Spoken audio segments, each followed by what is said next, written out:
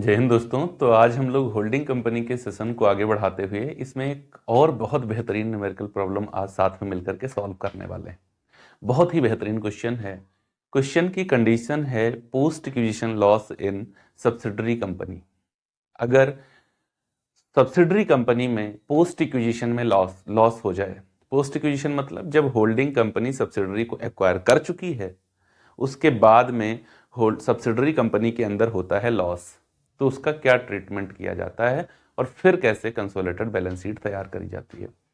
बहुत ही सरलता पूर्वक हम लोग साथ में मिलकर के ये क्वेश्चन करने वाले हैं। अगर वीडियो अच्छा लगे तो लाइक जरूर करिएगा और कमेंट बॉक्स में आकर अपनी प्रतिक्रियाएं जरूर दीजिएगा, क्योंकि उनके बिना हम ये सही तरीके से समझ नहीं सकते कि आपको मेरे द्वारा प्रोवाइड कराया जा रहा कंटेंट बेहतर तरीके से समझ में आ रहा है या नहीं। तो अच्छा या बुरा जो भी आपको लगता हो वो कमेंट बॉक्स में आकर अपनी प्रतिक्रियाएं जरूर दिया करें। और चैनल सब्सक्राइब नहीं किया है तो कर लें, बेल आइकन को प्रेस कर लें ताकि आने वाले वीडियोस का नोटिफिकेशन आपको बिना किसी विलंब के मिल जाए। तो चलिए देखते हैं आज का और एक बेहतरीन क्वेश्चन का पीडीएफ आपको हमारे Telegram channel commerce with Vedashira पर मिल जाएगा। उसको ज्वाइन नहीं किया है तो कर लीजिए। क्वेश्चन के अंदर इंफॉर्मेशन है, the following are the balance sheet of H limited and its subsidiary company S Limited on 31st March 2015. Share capital, reserve and surplus, current liabilities, creditors, BP, non-current assets, fixed assets, investment in share of S Limited and current assets. Additional information को बहुत दिमाग लगा के पढ़ना होता है। वो क्या है? On 1st April 2014, H Limited acquired the shares in S Limited. At this date, the latter company has a credit balance on PL account of rupees 90,000. Prepare consolidated balance sheet. जिस दिन एच लिमिटेड ने S limited को acquire किया उस दिन S limited के यहाँ 90,000 रुपए का क्रेडिट बैलेंस है। क्रेडिट बैलेंस मतलब प्रॉफिट। लेकिन जरा बैलेंस शीट में चल करके आप एक बार देखिए ना, तो बैलेंस शीट में आपको पीएल अकाउंट में एस लिमिटेड में ब्रैकेट में लिखा हुआ है 1,20,000। अकाउंटेंसी में माइनस का यूज नहीं किया जाता। अगर कोई वैल्यू ब्रैकेट में लिखी हुई है तो वो माइनस की होती है। जिस दिन 1 अप्रैल को एक्वायर कर रही है होल्डिंग कंपनी सब्सिडरी को, उस दिन उसके यहां 90,000 रुपए का क्रेडिट शेष है। लेकिन जब वर्ष खत्म हो रहा है तो 31 मार्च 2015 को सब्सिडरी कंपनी के यहां 1,20,000 रुपए का डेबिट शेष हो गया।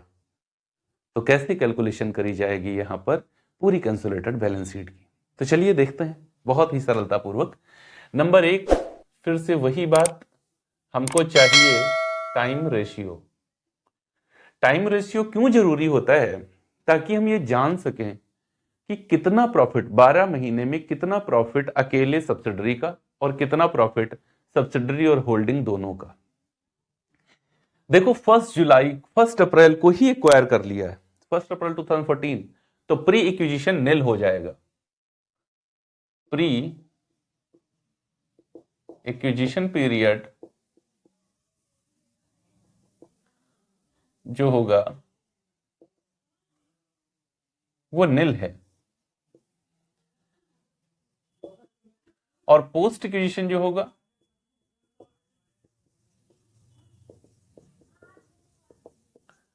ये 1 अप्रैल 2014 से 31 मार्च 2015 तक पूरा कितना हो जाएगा? 12 मंथ। ओके, इसका कैलकुलेशन क्यों किया जाता है? ताकि पता चल सके कितना प्रॉफिट अकेले सब्सिडरी का और कितना प्रॉफिट आपस में बटेगा। इस वजह से तो पूरा वर्ष होल्डिंग कंपनी और सब्सिडरी ने मिलकर के ही काम किया है, तो आपस में दोनों में बटेगा, इसमें कोई दिक्कत नहीं है। दूसरी condition, holding ratio.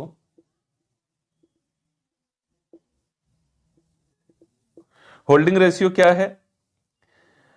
Subsidiary company के पास में 10 रुपए वाले 54,000 शेयर्स हैं, जिसमें से 43,200 शेयर एच लिमिटेड ने ले लिया है। तो 43,200 शेयर ले लिया है आउट ऑफ 54,000। 2 जीरो क्रॉस कर दो, 2 जीरो क्रॉस हो गए। इसको 6 से डिवाइड करके देखते हैं, हो जाएगा 6 सत्ते 42, और उसके बाद में बचेगा 1, 6 दूना 12, और इसको कर लें तो 6 6 48, 6 नाम 54, 72/90। अब इसको 18 से कर दो तो 18 चुक्कू 72 और 18 पंचे 90। 4/5 हिस्सा, 4/5 हिस्सा किसने ले लिया है? होल्डिंग कंपनी ने ले लिया है। तो सब्सिडरी का क्या बचेगा? सब्सिडरी रेशियो, जब 43,200 शेयर इसने ले लिए तो उसके बाद में टोटल बचे कितने? 6 4 10, 10,800 शेयर बचे, 10,800, और यहां पर 54,000। या इसको करने की जरूरत ही नहीं है, जब हमने ये 4/5 इसका निकाल लिया है तो 1 - 4/5 कर दो तो कितना बचेगा? 1/5। होल्डिंग कंपनी ने कितना एक्वायर कर लिया है? 4/5, तो माइनॉरिटी के पास क्या बचेगा? 1/5। क्लियर? हाँ जी सर, क्लियर हो गया है। चलो आगे बढ़ते हैं, यहां तक आ गए। अब देखते हैं कैसे कैलकुलेशन होगी नेटवर्थ की। तो 3 number, net worth of S limited कैसे कैलकुलेशन होती है? Share capital of S limited. S limited की शेयर कैपिटल है 5,40,000 रुपए। कितनी? 5,40,000। क्वेश्चन में कहा गया जिस दिन एच लिमिटेड एक्वायर कर रहा है एस लिमिटेड को, उस दिन उसके यहाँ 90,000 है, तो सीधे वो भी जोड़ दो इसके यहां। एड प्री इक्विजिशन प्रॉफिट, कितना? 90,000। कोई रिजर्व है नहीं, तो बात खत्म हो जाती है। इसका टोटल कर लें हम लोग तो 9 4 13 और 5 1 6, 6,30,000 नेटवर्थ हो गई। देखो कितने में एक्वायर किया एच लिमिटेड ने, इसको कितना देकर एक्वायर किया? यहां पर 4/5 हिस्सा। तो अगली कैलकुलेशन होती है गुडविल और कैपिटल रिजर्व। गुडविल और कैपिटल रिजर्व कैसे? Share in net worth of H limited. H limited ने इसी को तो खरीदा है, कितना? 4/5। तो 4/5 ऑफ 6,30,000, 6,30,000 का 4/5 कितना आएगा? 5 से इसको क्रॉस करके देख लो। 5 1 5 बचेगा, यहां पर 1 हो जाएगा 13, 5 दूना 10 और बचेगा 3 हो जाएगा 30, 5 6 30, 1,26,000। इसको डिवाइड करेंगे तो 5 1 5 बचेगा, 1 हो जाएगा 13, 5 दूना 10 बचेगा 3, 5 6 30 और 3 0, 1,26,000 गुणा कर दो 4 से, कितना आएगा? तो 4 0 तो ये 3 0 तो ऐसे ही हो गए, 6 चौक 24 और 4 दूना 8 और 2 10, 4 1 4 और 1 5। 5,04,000 रुपए की एसेट्स किसकी हो जाएंगी? होल्डिंग कंपनी की हो जाएंगी। होल्डिंग कंपनी को कितना मिलेगा?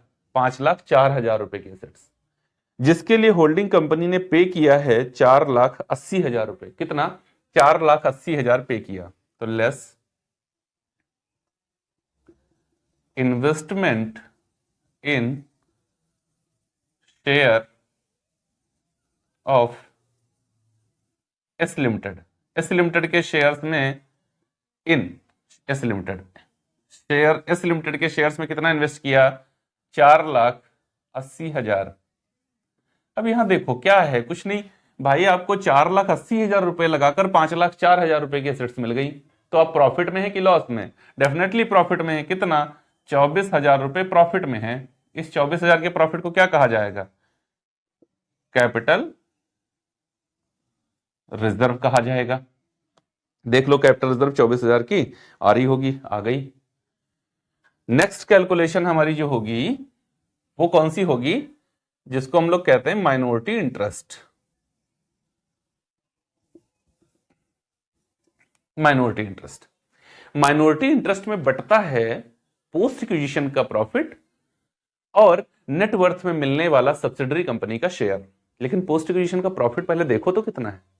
देखो 1 अप्रैल को कंपनी में 90,000 रुपए का क्रेडिट सेस था, लेकिन 31 मार्च आते आते उसके यहां 1,20,000 रुपए का डेबिट सेस हो गया है।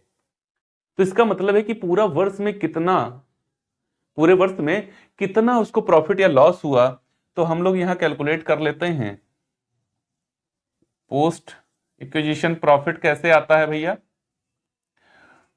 Total profit minus pre acquisition profit अगर कर दूं तो पोस्ट एक्विजिशन प्रॉफिट आ जाएगा कि नहीं? अगर टोटल प्रॉफिट दिया हो उसमें से प्री एक्विजिशन प्रॉफिट माइनस कर दूं तो क्या आ जाएगा? पोस्ट एक्विजिशन प्रॉफिट आ जाएगा। टोटल प्रॉफिट जो बैलेंस शीट में दिया है वो 1,20,000 रुपए माइनस में दिया है। कितना? 1,20,000 माइनस में, ठीक। और उसमें से माइनस करो आप 90,000 रुपए जो कि प्रॉफिट पहले से था। तो जब ये वैल्यू पहले से माइनस में है, इसमें से और माइनस करेंगे तो ये और माइनस में चली जाएगी। तो पोस्ट एक्विजिशन का टोटल प्रॉफिट लॉस कितना हो जाएगा इन दोनों को जोड़ करके? 2,10,000। बस ये बात थी इस क्वेश्चन की। कंपनी में टोटल लॉस कितना हुआ है? 2,10,000। प्रैक्टिकली समझ लो इसको। पहले उसके यहां 90,000 का पहली तारीख को डेबिट क्रेडिट सेस था, तो 90,000 तक का जब लॉस हुआ होगा तो ये वैल्यू खत्म हुई होगी। फिर उसके बाद जब 1,20,000 का और लॉस हुआ होगा तब यहां 1,20 का डेबिट बैलेंस दिखा। इसका मतलब है टोटल लॉस हुआ कितना? 2,10,000 का। क्लियर? 2,10 में से आप 90 हटाओ तो 1,20,000 बचेगा। तो ये कहां चला गया? ये प्रॉफिट लॉस को रिकवर करने में चला गया। तो पोस्ट एक्विजिशन लॉस कितना है? 2,10,000। अच्छा एक बात बताओ, अगर प्रॉफिट आप बांटेंगे तो लॉस के पड़ोसी आएंगे बांटने के लिए, वो भी तो आपका ही होगा। जब माइनॉरिटी शेयर होल्डर्स और होल्डिंग कंपनी के शेयर होल्डर्स सब्सिडरी कंपनी के पोस्ट एक्विजिशन प्रॉफिट को आपस में डिवाइड करते हैं तो पोस्ट एक्विजिशन लॉस को कौन बांटेगा? वो भी तो यही लोग बांटेंगे। तो कोई दिक्कत वाली बात नहीं है, आपको क्या करना है, इस लॉस को भी उन्हीं लोगों में बांट देना है। तो माइनॉरिटी इंटरेस्ट के लिए सबसे पहले क्या करना है? Share in net worth of S limited.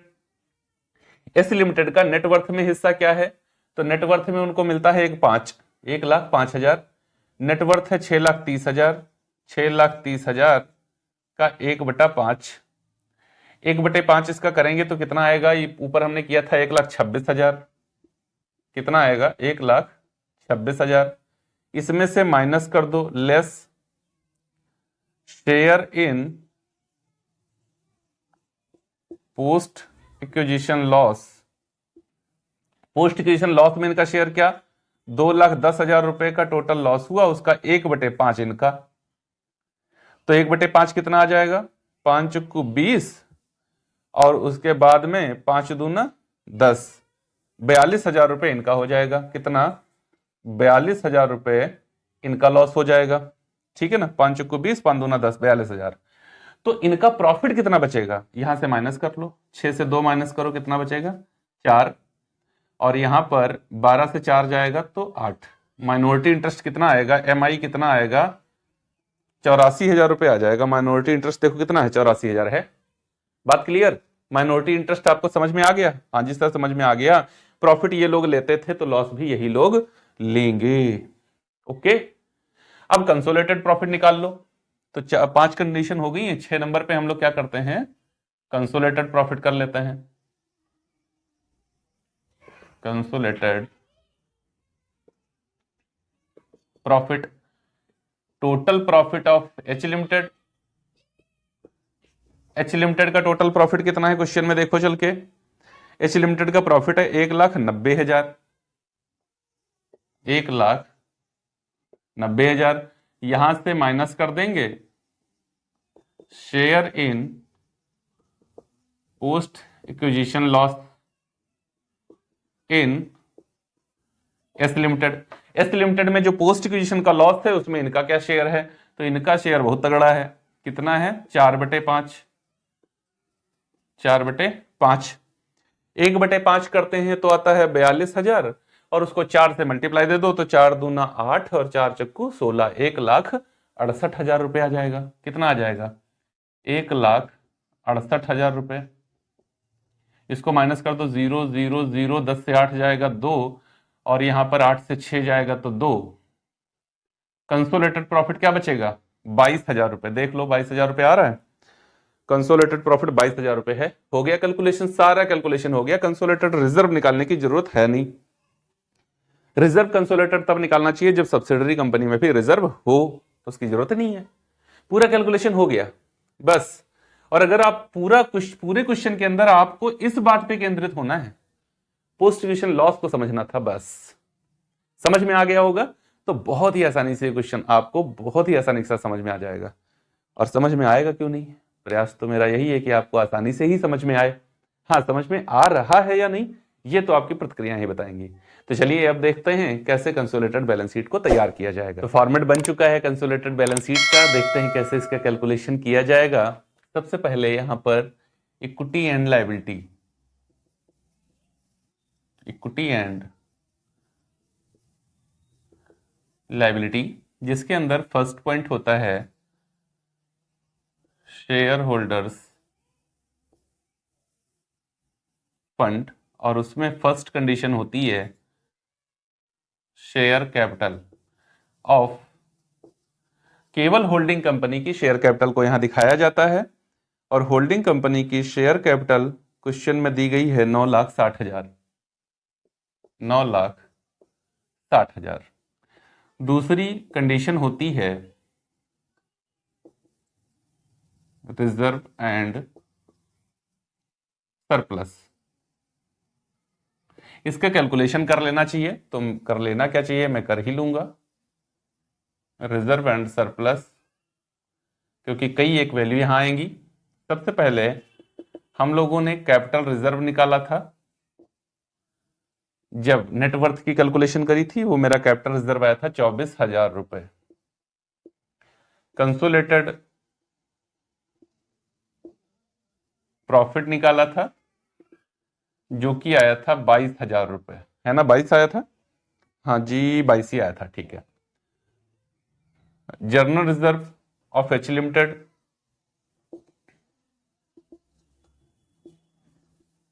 H limited की जर्नल रिजर्व क्वेश्चन के अंदर दी हुई है 50,000 रुपए,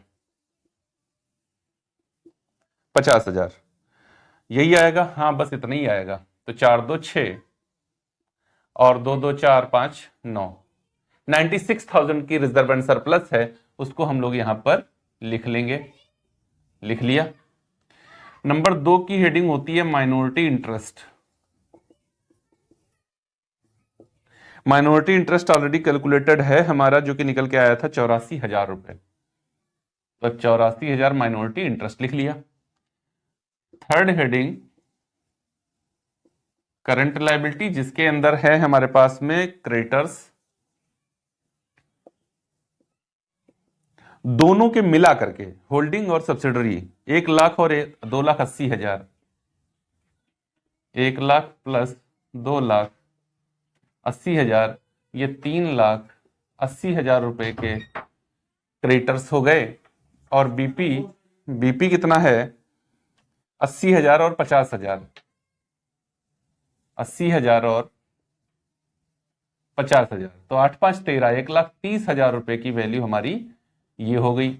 अब इसका टोटल कर लेते हैं, सबका टोटल कर लो तो 6 4 10, 4 जीरो मिल गए, 9 और 1 10, 10 और 6 16, 16 और 8 24, 24 और 8 हो गया 32, और 3 35, हासिल आ गए 3, 3 और 3 6, 1 7, और 7 और 9 7 16, 16,50,000। देखो क्या बैलेंस शीट का टोटल इतना आ रहा है, तो हमारी बैलेंस शीट का टोटल है 16,50,000, बिल्कुल यही आ रहा है।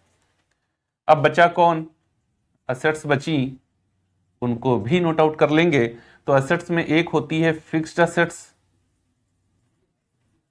Fixed assets, fixed assets question के अंदर दी गई है कितनी, देखो फिक्स्ड असेट्स क्वेश्चन में दी गई है आपको 6 लाख और 5,50,000, 6 लाख और 5,50,000, तो 6 5 11,50,000 ये हो गया 11,50,000।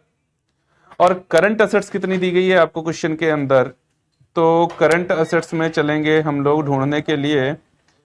तो करंट असेट्स आपको क्वेश्चन के अंदर दी गई है 3 लाख और 2 lakh, current assets, current assets 3 lakh और 2 लाख। तो 3 लाख और 2 लाख करंट असेट्स है, 3 2 5 लाख की ये हो गई, 5 लाख रुपए की करंट असेट्स हो गई। इसका टोटल कर लो तो 11 और 5 कितना हुआ, 16,50,000। 16,50,000 ये टोटल हो गया कितना हमारा, असेट्स का टोटल हो गया 16,50,000। देखो बैलेंस शीट भी आपकी बन चुकी है, दोनों साइड बराबर हो चुके हैं। बैलेंस शीट में बस यही करना होता है कि आपको असेट्स और लायबिलिटी दोनों ही टोटल आपके बराबर अगर आ जाएं तो फिर मान लीजिए कि क्वेश्चन आपने बिल्कुल सही लगा लिया है। तो ये एक बेहतरीन क्वेश्चन जिसमें कंडीशन थी post acquisition loss in subsidiary company. उम्मीद है आपको बहुत ही बेहतरीन तरीके से समझ में आ गया होगा। अगर मेरा मानना सही है तो वीडियो को लाइक जरूर करिएगा, कमेंट बॉक्स में आकर के प्रतिक्रियाएं जरूर दीजिएगा और उन लोगों के साथ में शेयर जरूर करिएगा जो इस समय होल्डिंग कंपनी को अपने सिलेबस में पढ़ रहे हैं। मिलेंगे अगले वीडियो में एक और बेहतरीन कंडीशन के साथ, तब तक के लिए जय हिंद दोस्तों।